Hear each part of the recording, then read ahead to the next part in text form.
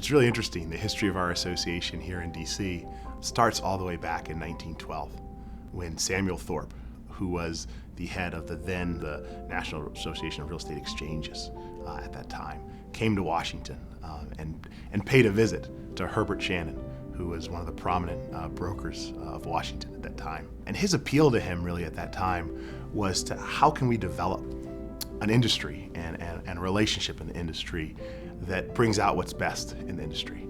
At that time, the idea of real estate agents and brokers as fiduciaries of consumers was not the run of the day. And there was a real interest in how you can bring professionalism into the industry and have the perception of the industry really be elevated and the professionalism elevated.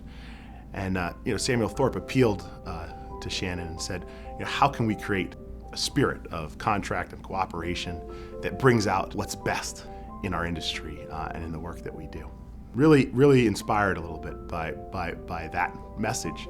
Mr. Shannon convened a group of prominent brokers in Washington, D.C. at what was then known as the old Ebbett House. And they got together and sort of crafted a vision for an association that exists today. There's an opportunity for us to work together, to cooperate, to build cooperation around building what's best.